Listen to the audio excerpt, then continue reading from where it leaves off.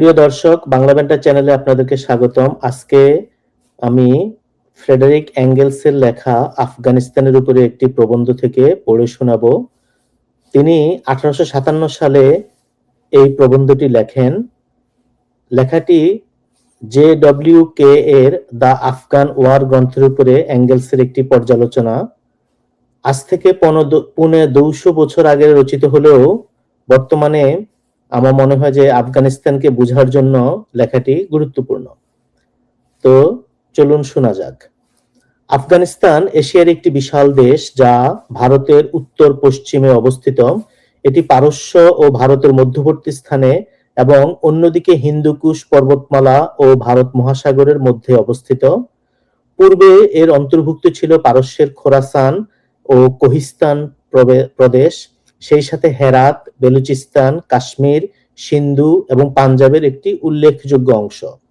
আফগানিস্তানের ভূপ্রকৃতি অত্যন্ত বন্ধুর। এখানে রয়েছে উঁচু মালভূমি, বিশাল পর্বতমালা, গভীর উপত্যকা এবং গিরিখাত। সমস্ত পার্বত্য গ্রীষ্মমণ্ডলীয় দেশের মতোই এখানে সব ধরনের জলবায়ু দেখা যায়। হিন্দুকুশ পর্বতমালার উঁচু চূড়াগুলোতে সারা বছর বরফ জমে থাকে, অথচ উপত্যকাগুলোতে তাপমাত্রা 130 ডিগ্রি পর্যন্ত উঠে। পশ্চিমাঞ্চলের চেয়ে পূর্বাঞ্চলে গরম বেশি, তবে এখানকার জলবায়ু সাধারণত ভারতের চেয়ে শীতল, এবং যদিও গ্রীষ্ম ও শীতকাল বা দিন ও রাতের তাপমাত্রার পার্থক্য খুব বেশি, তবুও দেশটি সাধারণত স্বাস্থ্যকর। আফগানদের প্রধানত তেমন রোগ বালাই হয় না, তবে যেসব রোগ হয় সেগুলি হলো জ্বর, সর্দি এবং চোখের প্রদাহ। মাঝে মাঝে বসন্ত রোগ মারাত্মক আকার ধারণ করে। এখানকার মাটি অত্যন্ত উর্বর। বালুকাময় মরুভূমির মরুদ্যানগুলিতে খেজুর গাছ প্রচুর পরিমাণে জন্মায়। উষ্ণ উপত্যকাগুলিতে আখ ও তুলা এবং 6000 বা 7000 ফুট উচ্চতা পর্যন্ত পাহাড়ের ধাপগুলিতে ইউরোপীয় ফল ও সবজি প্রচুর পরিমাণে ফলে। পর্বতমালা মনোরম অরণ্যে আবৃত, যেখানে ভাল্লুক, নেকড়ে এবং শিয়াল বিচরণ করে, আর সিংহ, চিতাবাঘ এবং বাঘ তাদের উপযোগী অঞ্চলে দেখতে পাওয়া যায়। মানুষের জন্য উপকারী প্রাণীর কোনো অভাব নেই। এখানে পারস্য দেশীয় বা বড় লেজওয়ালা এক চমৎকার প্রজাতির ভেড়া পাওয়া যায়। ঘোড়াগুলিও বেশ বড় এবং উন্নত জাতের। উট ও গাধাকে মালবাহী পশু হিসেবে ব্যবহার করা হয়, এবং ছাগল, কুকুর ও বিড়াল প্রচুর সংখ্যায় দেখতে পাওয়া যায়। হিমালয়েরই একটি অংশ হিন্দুকুশের পাশে দক্ষিণ পশ্চিমে সোলাইমান পর্বত নামে একটি পর্বতমালা রয়েছে, এবং আফগানিস্তান ও বলখের মাঝখানে পারোপামিসান পর্বতমালা নামে পরিচিত আরেকটি পর্বতমালা আছে, তবে সে সম্পর্কে খুব কম তথ্যই ইউরোপে পৌঁছেছে। এখানে নদীর সংখ্যা কম। হেলমান্দ ও কাবুল নদী সবচেয়ে গুরুত্বপূর্ণ। এই নদী দুটি হিন্দুকুশ পর্বতমালা থেকে উৎপন্ন হয়েছে। কাবুল নদী পূর্ব দিকে প্রবাহিত হয়ে এটকের কাছে সিন্ধু নদে পতিত হয়েছে, আর হেলমন্দ নদী সিস্তান জেলার মধ্য দিয়ে পশ্চিম দিকে প্রবাহিত হয়ে জুররাহ হ্রদে পড়েছে। নীল নদের মতো প্রতি বছর এর তীর উপচে প্লাবিত হওয়ায় একটি বিশেষত্ব হেলমন্দ নদীর রয়েছে, যা মাটিকে উর্বর করে তোলে। কিন্তু বন্যার সীমার বাইরে ভূমিটি বালুকাময় মরুভূমি। আফগানিস্তানের প্রধান শহরগুলি হলো রাজধানী কাবুল, গজনি, পেশাওয়ার এবং কান্দাহার। কাবুল একটি সুন্দর শহর। এটি 34 ডিগ্রি 10 মিনিট উত্তর অক্ষাংশ এবং 60 ডিগ্রি 43 মিনিট পূর্ব দ্রাঘিমাংশে অবস্থিত, যা একই নামের নদীর তীরে অবস্থিত। এখানকার ভবনগুলো কাঠের তৈরি, পরিপাটি ও আরামদায়ক, এবং শহরটি সুন্দর বাগান দ্বারা পরিবেষ্টিত হওয়ায় এর দৃশ্য অত্যন্ত মনোরম। এটি গ্রাম দ্বারা পরিবেষ্টিত এবং নিচু পাহাড়ে ঘেরা একটি বিশাল সমভূমির কেন্দ্রে অবস্থিত। সম্রাট বাবরের সমাধি এখানকার প্রধান স্থাপত্য নিদর্শন। পেশোয়ার একটি বড় শহর, যার জনসংখ্যা আনুমানিক 1 লক্ষ। গজনি একটি প্রাচীন খ্যাতিসম্পন্ন শহর, যা একসময় মহান সুলতান মাহমুদের রাজধানী ছিল। তার পূর্বের গৌরব হারিয়েছে এবং এখন একটি দরিদ্র স্থান। এর কাছেই মাহমুদের সমাধি অবস্থিত। কান্দাহার শহরটি 1754 সালে প্রতিষ্ঠিত হয়েছিল। এটি একটি প্রাচীন শহরের স্থানে অবস্থিত। এটি কয়েক বছরের জন্য রাজধানী ছিল, কিন্তু 1774 সালে সরকারের কেন্দ্র কাবুলে স্থানান্তরিত হয়। ধারণা করা হয় যে এর জনসংখ্যা 1 লক্ষ। শহরের কাছেই শহরটির প্রতিষ্ঠাতা শাহ আহমেদের সমাধি অবস্থিত, যা এতটাই পবিত্র যে এমনকি রাজাও এর দেয়ালের মধ্যে আশ্রয় নেওয়া কোনো অপরাধীকে সেখান থেকে সরাতে পারেন না।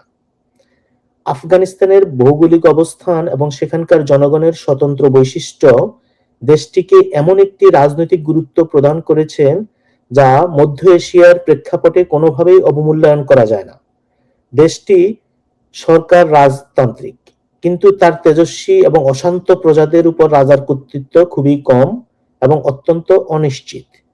রাজ্যটি কয়েকটি প্রদেশে বিভক্ত এবং প্রতিটি প্রদেশ একজন করে রাজার প্রতিনিধির তত্ত্বাবধানে থাকে, যিনি রাজস্ব সংগ্রহ করে রাজধানীতে প্রেরণ করেন। আফগানরা একটি সাহসী, কষ্ট সহিষ্ণু এবং স্বাধীন জাতি। তারা কেবল পশুপালন বা কৃষিকাজের মতো পেশা অবলম্বন করে এবং ব্যবসা বাণিজ্য এড়িয়ে চলে। ব্যবসা বাণিজ্যকে তারা অবজ্ঞার সাথে হিন্দু ও শহরের অন্যান্য বাসিন্দাদের জন্য ছেড়ে দেয়। তাদের কাছে যুদ্ধ হলো একঘেয়েমি কাজকর্ম থেকে মুক্তি ও উত্তেজনার উৎস। আফগানরা বিভিন্ন গোত্রে বিভক্ত এবং এই গোত্রগুলির মধ্যে বিভিন্ন সর্দাররা এক ধরনের সামন্ততান্ত্রিক আধিপত্য বিস্তার করে। শাসনের প্রতি তাদের অদম্য ঘৃণা এবং ব্যক্তিগত স্বাধীনতার প্রতি ভালোবাসাই তাদের একটি শক্তিশালী জাতিতে পরিণত হওয়া থেকে বিরত রাখে। কিন্তু তাদের এই খেয়ালি ও অনিশ্চিত কার্যকলাপই তাদের বিপজ্জনক প্রতিবেশী করে তোলে, যারা খেয়ালের হাওয়ায় যে কোনো দিকে ধাবিত হতে পারে অথবা রাজনৈতিক চক্রান্তকারীদের দ্বারা প্ররোচিত হতে পারে, যারা চতুরতার সাথে তাদের আবেগকে উস্কে দেয়।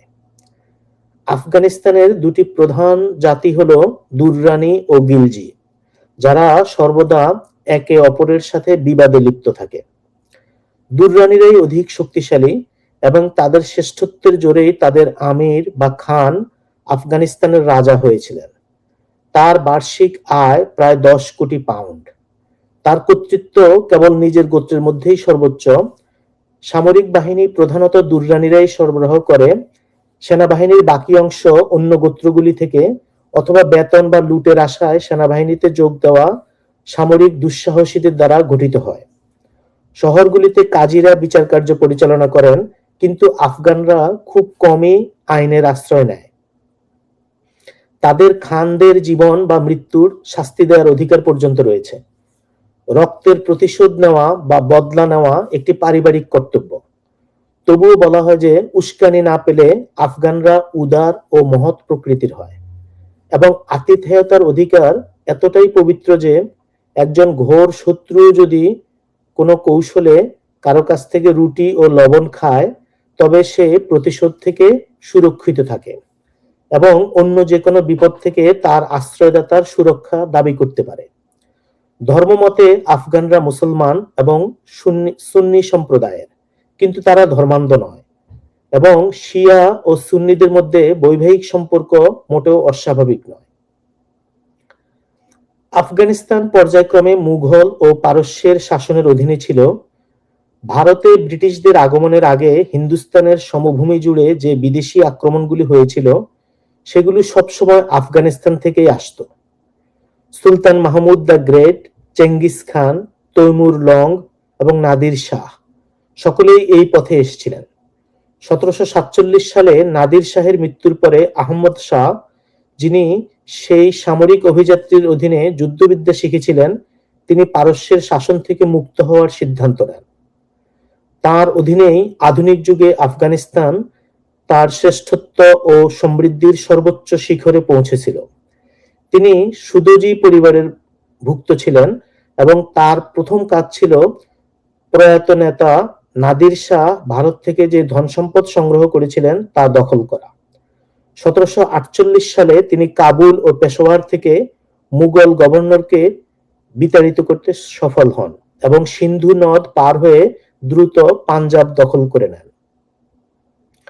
তার রাজ্য খোরাসান থেকে দিল্লি পর্যন্ত বিস্তৃত ছিল এবং তিনি মারাঠা শক্তির সাথেও যুদ্ধ করেছিলেন। তবে এই বিশাল কর্মকাণ্ড তাকে শিল্প চর্চা থেকে বিরত রাখতে পারেনি এবং তিনি একজন কবি ও ইতিহাসবিদ হিসেবে সুপরিচিত ছিলেন। তিনি 1772 সালে মারা যান এবং তার পুত্র তৈমুরকে সিংহাসন দিয়ে যান, যিনি অবশ্য এই গুরুভার বহনের যোগ্য ছিলেন না। তৈমুর তার পিতার প্রতিষ্ঠিত কান্দাহার শহরটি পরিত্যাগ করেন, যেটা কয়েক বছরের মধ্যে একটি ধনী ও জনবহুল শহরে পরিণত হয়েছিল, এবং রাজধানী কাবুলে ফিরিয়ে নিয়ে যান। তৈমুরের শাসনামলে উপজাতিদের মধ্যে অভ্যন্তরীণ কোন্দলগুলো আবার মাথাচাড়া দিয়ে ওঠে, যা শাহ আহমেদ দৃঢ় হাতে দমন করেছিলেন। 1793 সালে তৈমুর মারা যান এবং সিমান তার স্থলাভিষিক্ত হন। এই রাজপুত্র ভারতের মুসলিম শক্তিকে একত্রিত করার ধারণা পোষণ করেন এবং এই পরিকল্পনাটি, যা ব্রিটিশ সাম্রাজ্যের জন্য গুরুতর বিপদ ডেকে আনতে পারত, সেটা এতই গুরুত্বপূর্ণ বলে বিবেচিত হয়েছিল যে আফগানরা কোনো পদক্ষেপ নিলে তাদের নিয়ন্ত্রণে রাখার জন্য স্যার জন ম্যালকমকে সীমান্তে পাঠানো হয়েছিল, এবং একই সাথে পারস্যের সাথে আলোচনা শুরু করা হয়েছিল, যার সাহায্যে আফগানদের দুই দিক থেকে চেপে ধরা যেত। তবে এই সতর্কতাগুলি অপ্রয়োজনীয় ছিল, কারণ সিমান শাহ অভ্যন্তরীণ ষড়যন্ত্র ও গোলযোগে এতটাই ব্যস্ত ছিলেন যে তার মহৎ পরিকল্পনাগুলো অঙ্কুরেই বিনষ্ট হয়ে যায়। রাজার ভাই মাহমুদ একটি স্বাধীন রাজ্য প্রতিষ্ঠার উদ্দেশ্যে হেরাতে আশ্রয় নেন, কিন্তু তার প্রচেষ্টা ব্যর্থ হওয়ায় তিনি পারস্যে পালিয়ে যান। বাইরুকশি পরিবার, যার প্রধান ছিলেন শের আফরাজ খান, তিনি সিমান শাহকে সিংহাসন লাভে সহায়তা করেছিলেন। সিমানের একজন অজনপ্রিয় উজির নিয়োগে তার পুরনো সমর্থকদের মধ্যে বিদ্বেষের জন্ম দেয়, যারা একটি ষড়যন্ত্রের আয়োজন করে। সেই ষড়যন্ত্র ফাঁস হয়ে গেলে আফরাজকে মৃত্যুদণ্ড দেওয়া হয়। এরপর ষড়যন্ত্রকারীরা মাহমুদকে ফিরিয়ে আনে এবং সিমানকে বন্দী করা হয়, তার চোখ উপড়ে ফেলা হয়। দুররানিদের সমর্থিত মাহমুদের বিরোধিতা করে গিলজিরা শাহ সুজাকে সামনে নিয়ে আসে এবং তিনি কিছুকাল সিংহাসনে অধিষ্ঠিত ছিলেন, কিন্তু শেষ পর্যন্ত তিনি পরাজিত হন, মূলত নিজের সমর্থকদের বিশ্বাসঘাতকতার কারণে, এবং শিখদের কাছে আশ্রয় নিতে বাধ্য হন। 1809 সালে নেপোলিয়ন শাহ ফতে আলীকে ভারত আক্রমণের জন্য প্ররোচিত করার আশায় জেনারেল গাদ্দানকে পারস্যে পাঠিয়েছিলেন, এবং ভারতীয় সরকার পারস্যের বিরুদ্ধে একটি প্রতিরোধ গড়ে তোলার জন্য শাহ সুজার দরবারে একজন প্রতিনিধিকে প্রেরণ করেছিলেন। এই সময় রণজিৎ সিং ক্ষমতা ও খ্যাতি অর্জন করেন। তিনি ছিলেন একজন শিখ সর্দার এবং নিজের প্রতিভার জোরে তিনি তার দেশকে আফগানদের কাছ থেকে স্বাধীন রাখেন এবং পাঞ্জাবে একটি রাজ্য প্রতিষ্ঠা করেন, যার ফলে তিনি মহারাজা বা প্রধান রাজা উপাধি এবং অ্যাংলো ইন্ডিয়ান সরকারের সম্মান লাভ করেন।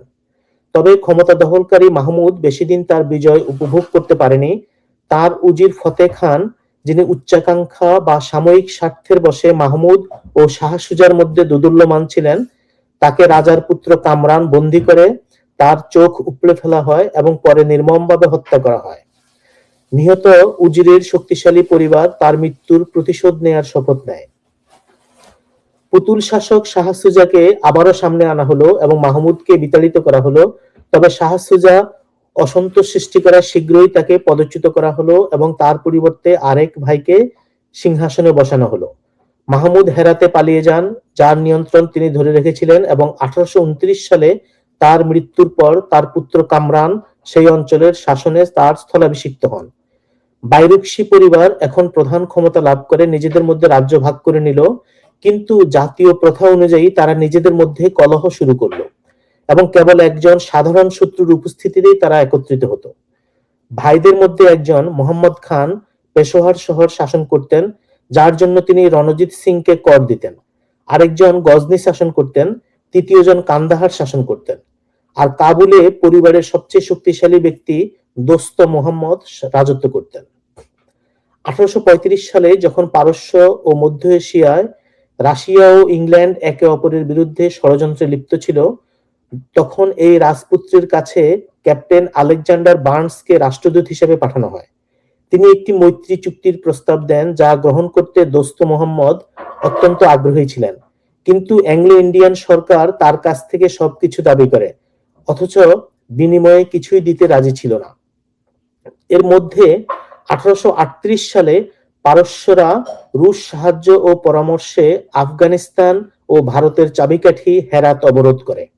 একজন পারস্য ও একজন রুশ প্রতিনিধি কাবুলে এসে পৌঁছান এবং ব্রিটিশদের পক্ষ থেকে কোনো সুনির্দিষ্ট প্রতিশ্রুতি না পাওয়ার কারণে দোস্ত মোহাম্মদ অবশেষে অন্য পক্ষগুলোর কাছ থেকে প্রস্তাব গ্রহণ করতে বাধ্য হন, যার ফলে বার্নস ফিরে চলে যান এবং তৎকালীন ভারতের গভর্নর জেনারেল লর্ড অকল্যান্ড তার সচিব ডব্লিউ ম্যাকনাগটেনকে দোস্ত মোহাম্মদকে কাজের জন্য শাস্তি দেওয়ার সিদ্ধান্ত নেন।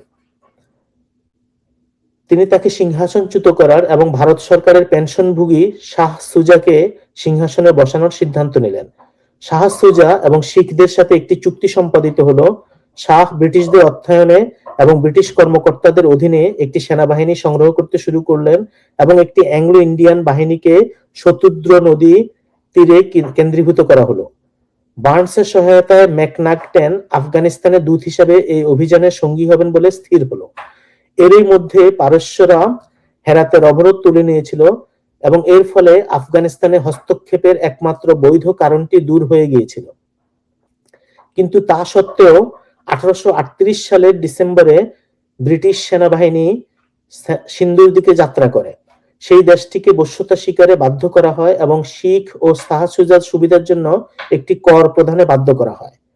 1839 সালের 20 ফেব্রুয়ারি ব্রিটিশ সেনাবাহিনী সিন্ধু নদ পার হয়। এতে প্রায় 12,000 সৈন্য এবং 40,000-এর বেশি শিবিরের অনুসারী ছিল। এছাড়া শাহের নতুন নিয়োগ করা সৈন্যরাও ছিল। মার্চ মাসে বোলান গিরিপথ অতিক্রম করে রসদ ও পশুখাদ্যের অভাব দেখা দিতে শুরু করে। শত শত উট মারা পড়ে এবং মালপত্রের একটি বড় অংশ হারিয়ে যায়। 7 এপ্রিল সেনাবাহিনী খোজাক গিরিপথে প্রবেশ করে এবং কোনো প্রতিরোধ ছাড়াই তা অতিক্রম করে এবং 25 এপ্রিল কান্দাহারে প্রবেশ করে, যা দোস্ত মোহাম্মদের ভাই আফগান রাজপুত্ররা পরিত্যাগ করেছিল। 2 মাস বিশ্রামের পরে সেনাপতি স্যার জন কিন সেনাবাহিনীর মূল অংশ নিয়ে উত্তর দিকে অগ্রসর হন এবং নটের অধীনে একটি ব্রিগেডকে কান্দাহারে রেখে যান। আফগানিস্তানের দুর্ভেদ্য দুর্গ গজনি 22 জুলাই দখল করা হয়। একজন দল ত্যাগী খবর দিয়েছিল যে কাবুল গেটটি একমাত্র গেট যা প্রাচীর দিয়ে বন্ধ করা হয়নি। সেই অনুযায়ী গেটটি উড়িয়ে দেওয়া হয় এবং তারপর স্থানটি আক্রমণ করে দখল করা হয়। এই বিপর্যয়ের পরে দোস্ত মোহাম্মদ যে সেনাবাহিনী সংগ্রহ করেছিলেন তা ছত্রভঙ্গ হয়ে যায় এবং 6 আগস্ট কাবুলও তার দরজা খুলে দেয়। শাহ সুজা যথারীতি সিংহাসনে অধিষ্ঠিত হন, কিন্তু সরকারের প্রকৃত নিয়ন্ত্রণ থাকে ব্রিটিশদের হাতে। ম্যাকনাগটেন ভারতীয় কোষাগার থেকে শাহ সুজার সমস্ত খরচ বহন করতেন। আফগানিস্তানে বিজয় সম্পন্ন হয়েছিল বলে মনে হচ্ছিল এবং সৈন্যদের একটি উল্লেখযোগ্য অংশকে তখন ভারতে পাঠিয়ে দেওয়া হয়। কিন্তু আফগানরা ফিরিঙ্গি কাফিরদের অর্থাৎ ইউরোপীয় বিধর্মীদের দ্বারা শাসিত হতে কোনোভাবেই সন্তুষ্ট ছিল না এবং 1840 ও 41 সাল জুড়ে দেশের প্রতিটি প্রান্তে একের পর এক বিদ্রোহ চলতে থাকে। অ্যাংলো ভারতীয় সৈন্যদের ক্রমাগত চলাচলের মধ্যে থাকতে হতো। তবুও ম্যাকনাগটেন এটিকে আফগান সমাজের স্বাভাবিক অবস্থা বলে ঘোষণা করেন এবং দেশে লিখে পাঠান যে সবকিছু ঠিকঠাক মতো চলছে এবং শাহ সুজার ক্ষমতা সুপ্রতিষ্ঠিত হচ্ছে। সামরিক কর্মকর্তা ও অন্যান্য রাজনৈতিক প্রতিনিধিদের সতর্কবাণী বিঁধে গিয়েছিল। দোস্ত মোহাম্মদ 1840 সালের অক্টোবরে ব্রিটিশদের কাছে আত্মসমর্পণ করেন এবং তাকে ভারতে পাঠানো হয়। 41 সালের গ্রীষ্মকালে প্রতিটি বিদ্রোহ সফলভাবে দমন হয়েছিল এবং অক্টোবরের দিকে বোম্বাইয়ের গভর্নর হিসেবে মনোনীত ম্যাকনাগটেন সৈন্যদের আরেকটি দল নিয়ে ভারতের উদ্দেশ্যে রওনা দেওয়ার পরিকল্পনা করছিলেন। ঠিক তখনই ঝড় শুরু হয়। আফগানিস্তান দখলের কারণে ভারতীয় কোষাগার থেকে বছরে 12 লক্ষ পাউন্ড খরচ হতো। 16,000 সৈন্য অ্যাংলো ইন্ডিয়ান এবং শাহ সুজার সৈন্যদের আফগানিস্তানে বেতন দিতে হতো। আরো 3,000 সৈন্য সিন্ধু এবং বোলান গিরিপথে মোতায়েন ছিল। শাহ সুজার রাজকীয় জাঁকজমক এবং তার কর্মকর্তাদের বেতন এবং তার দরবার ও সরকারের সমস্ত খরচ ভারতীয় কোষাগার থেকে মেটানো হতো এবং সবশেষে আফগান সর্দারদেরকে একই উৎস থেকে ভর্তুকি দেওয়া হতো বা বলা যায় ঘুষ দেওয়া হতো, যাতে তারা কোনো গোলমাল না করে। ম্যাকনাগটেনকে জানানো হয়েছিল যে এই হারে অর্থ ব্যয় করে চলা অসম্ভব। তিনি ব্যয় সংকোচনের চেষ্টা করেন, কিন্তু এটি কার্যকর করার একমাত্র সম্ভাব্য উপায় ছিল সর্দারদের ভাতা কমিয়ে দেওয়া। যেদিন তিনি এই চেষ্টা করলেন সেদিনই সর্দাররা ব্রিটিশদের নির্মূল করার জন্য একটি ষড়যন্ত্র করলো। এবং এভাবেই ম্যাকনাগটেন নিজেই সেসব বিদ্রোহী বাহিনীকে একত্রিত করার কারণ হয়ে দাঁড়ালেন, যারা এতদিন আক্রমণকারীদের বিরুদ্ধে একা একা এবং কোনো ঐক্য বা সমন্বয় ছাড়াই লড়াই করছিল। যদিও এটা নিশ্চিত যে ততদিনে আফগানদের মধ্যে ব্রিটিশ শাসনের প্রতি ঘৃণা সর্বোচ্চ পর্যায়ে পৌঁছে গিয়েছিল। কাবুলে ইংরেজ সৈন্যরা জেনারেল এলফিনস্টোনের অধীনে ছিলেন, যিনি ছিলেন ঘেঁটে বাতগ্রস্ত, সিদ্ধান্তহীন ও সম্পূর্ণ অসহায় এক বৃদ্ধ, যার আদেশগুলি ক্রমাগত পরস্পর বিরোধী হতো। সৈন্যরা এক ধরনের সুরক্ষিত শিবিরে অবস্থান করছিল, যা এতটাই বিশাল ছিল যে দুর্গ প্রাচীর পাহারা দেওয়ার জন্য সৈন্য সংখ্যা যথেষ্ট ছিল না। আর যুদ্ধক্ষেত্র ছাড়া লড়াই করার জন্য আলাদা দল পাঠানো তো দূরের কথা, দুর্গ প্রাকারগুলো এতই ত্রুটিপূর্ণ ছিল যে ঘোড়ায় চড়ে পরীক্ষা পার দেওয়া যেত। যেন এটি যথেষ্ট ছিল না, শিবিরটি পার্শ্ববর্তী উঁচু স্থান থেকে প্রায় বন্দুকের পাল্লার মধ্যে ছিল, এবং এই অব্যবস্থার চূড়ান্ত পর্যায়ে সমস্ত রসদ ও চিকিৎসা সামগ্রী শিবির থেকে কিছুটা দূরে বিচ্ছিন্ন দুর্গে রাখা ছিল, যা আবার প্রাচীর ঘেরা বাগান এবং ইংরেজদের দখলে না থাকা আরেকটি ছোট দুর্গ দ্বারা শিবির থেকে বিচ্ছিন্ন ছিল। কাবুলের দুর্গ বা বালা হিসেবে পুরো সেনাবাহিনীর জন্য একটি শক্তিশালী ও চমৎকার শীতকালীন বাসস্থান হতে পারত, কিন্তু শাহ সুজাকে খুশি করার জন্য সেটা দখল করা হয়নি। 1841 সালের 2রা নভেম্বর বিদ্রোহ শুরু হয় এবং শহরের মধ্যে আলেকজান্ডার বার্নসের বাড়িতে হামলা হয় এবং তাকে হত্যা করা হয়। ব্রিটিশ জেনারেলরা কিছুই করলেন না এবং দণ্ডহীনতার সুযোগে বিদ্রোহ আরো শক্তিশালী হয়ে উঠল। এলফিনস্টন সম্পূর্ণ অসহায় হয়ে পড়েন এবং নানা রকম পরস্পর বিরোধী উপদেশের জালে জড়িয়ে খুব শীঘ্রই সবকিছু এমন বিশৃঙ্খলার মধ্যে ফেলে দেন, যাকে নেপোলিয়ন 3টি শব্দে বর্ণনা করেছিলেন: শৃঙ্খলা, পাল্টা আদেশ, বিশৃঙ্খলা। বালা হিসার তখনও দখল করা হয়নি। হাজার হাজার বিদ্রোহীর বিরুদ্ধে মাত্র কয়েকটি কোম্পানিকে পাঠানো হলো এবং স্বাভাবিকভাবেই তারা পরাজিত হলো। এতে আফগানরা আরো বেশি উৎসাহিত হলো। 3রা নভেম্বর শিবিরের কাছে দুর্গগুলি দখল করা হলো। 9 তারিখে রসদ সরবরাহ কেন্দ্রটির দুর্গ আফগানরা দখল করে নেয় এবং এর ফলে ব্রিটিশরা অনাহারে পড়ার উপক্রম হয়। 5 তারিখ এলফিনস্টন ইতিমধ্যে দেশ থেকে নিরাপদে বেরিয়ে যাওয়ার পথ খোঁজার কথা চেষ্টা শুরু করেছিলেন। প্রকৃতপক্ষে নভেম্বরের মাঝামাঝি নাগাদ তার সিদ্ধান্তহীনতা ও অযোগ্যতা সৈন্যদের এতটাই মনোবলহীন করে তুলেছিল যে ইউরোপীয় বা সিপাহী কেউই আর খোলা মাঠে আফগানদের মোকাবেলা করার যোগ্য ছিল না। এরপর আলোচনা শুরু হলো। এই আলোচনার সময় আফগান সর্দারদের সাথে এক বৈঠকে ম্যাকনাগটেন নিহত হন। বরফ পড়তে শুরু করে মাটি ঢেকে ফেললো এবং রসদের অভাব দেখা দিল। অবশেষে 1 জানুয়ারি একটি আত্মসমর্পণ চুক্তি স্বাক্ষরিত হলো। সমস্ত অর্থ অর্থাৎ 1,90,000 পাউন্ড আফগানদের হাতে তুলে দিতে হবে এবং আরো 1,40,000 পাউন্ডের জন্য বিল স্বাক্ষর করতে হবে। তো পাহাড়ি কামান ছাড়া বাকি সমস্ত কামান ও গোলাবারুদ সেখানে রেখেই ব্রিটিশদের চলে যেতে হবে, সমগ্র আফগানিস্তান খালি করে দিতে হবে। অন্যদিকে আফগান সর্দাররা নিরাপদে পথ, রসদ এবং মালপত্র বহনের জন্য পশু সরবরাহের প্রতিশ্রুতি দিল। 5 জানুয়ারি ব্রিটিশরা যাত্রা শুরু করলো 45,000 যোদ্ধা এবং 12,000 শিবির অনুচর নিয়ে। মাত্র একদিনের যাত্রাতেই শৃঙ্খলার শেষ চিহ্নটুকু বিলুপ্ত করার জন্য যথেষ্ট ছিল এবং সৈন্য ও শিবিরে এক নিদারুণ বিশৃঙ্খলার মধ্যে পড়ে গিয়েছিল, যা সমস্ত প্রতিরোধকে অসম্ভব করে তোলে। ঠান্ডা, বরফ এবং খাদ্যাভাব ঠিক নেপোলিয়নের মস্কো থেকে পশ্চাৎপসরণের মতোই পরিস্থিতি সৃষ্টি হয়েছিল। কিন্তু কসাকদের সম্মানজনক দূরত্ব বজায় রাখার পরিবর্তে ব্রিটিশরা প্রতিটি উচ্চভূমি দখল করে থাকা দীর্ঘ পাল্লার বন্দুকধারী ক্ষুব্ধ আফগান বন্দুকধারীদের দ্বারা হয়রানির শিকার হচ্ছিলেন। আত্মসমর্পণ পত্রে স্বাক্ষরকারী সর্দাররা পার্বত্য উপজাতিদের নিয়ন্ত্রণ করতে পারতেন না এবং করতে চানওনি। কুর্দ এবং কাবুল গিরিপথটি সমগ্র সেনাবাহিনীর কবরস্থানে পরিণত হয়েছিল এবং 200 জনেরও কম ইউরোপীয়দের নিয়ে গঠিত ক্ষুদ্র অবশিষ্ট দলটি জুগদুলুক গিরিপথে প্রবেশ পথে নিহত হয়। শুধুমাত্র একজন ব্যক্তি, ডক্টর ব্রাইডন, জালালাবাদে পৌঁছে এই কাহিনী বর্ণনা করেছিলেন। তবে অনেক অফিসারকে আফগানরা বন্দী করে রেখেছিল। জালালাবাদ সেলের ব্রিগেডের দখলে ছিল।